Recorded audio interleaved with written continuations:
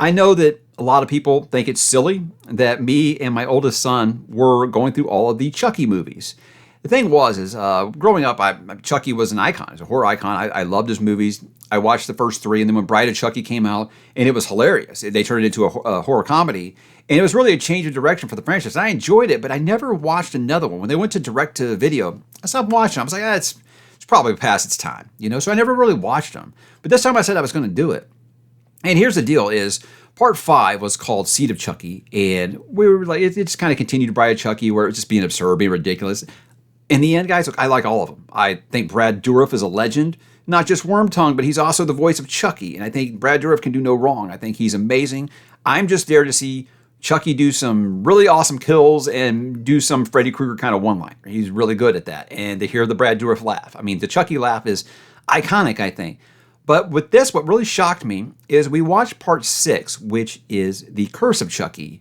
And oh my God, guys, this was actually really damn good. If you're one of those that wanted them to kind of go away from the horror comedy and go back to its horror roots, you'll get it, because this is maybe the scariest movie in the franchise. It's right there with part 1, and that this is actually something really, really terrifying. And I didn't think at this point that you could make Chucky scary again. Me, my kid, and my wife were all kind of like, holding our breath a few times. Like, my wife was just kind of, casually watching. She's just kind of playing on her iPad. And then she puts it down. She gets her covers and goes like this, like she does when she's really wrapped up in a story. And we, all three of us, were like, that is so much better writing than a 6th movie in a horror franchise needs to be. Really damn good. And it really tied up back to part 1 really well. All the Charles Lee Ray stuff really gets tied up in that movie.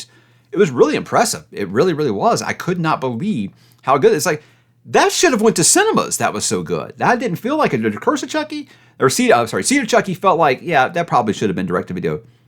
Curse of Chucky? That should have been in the big screen. That was a damn good movie. So I was really impressed. And we're excited to do the final one, which is Cult of Chucky, for the Chucky television show. So it was so good, we're like actually theorizing about what's going to happen in Cult of Chucky. That's how good Curse of Chucky was. So are these names confusing for you? Anyway, look, in the end, I know that nobody's probably watching those that watch this, but we've had a great time with it. And yeah, for me, Chucky's in the discussion for the horror icon Mount Rushmore. He's really iconic for me. And like, you go into any kind of like pop culture store, like a Spencer's Gifts or Hot Topics, like, you'll still see Chucky stuff everywhere. He's really, really just a brand at this point. And the fact that they're still making Chucky content 30-something years later is actually really, really impressive. And they're on the same continuity. We disregard that remake that happened a few years ago. But just like the regular Chucky storyline, it's still the same continuity, same creators. Don Mancini's still doing it. Brad Dourif is retired, but he's still doing the Chucky voice. That's amazing. That's dedication right there.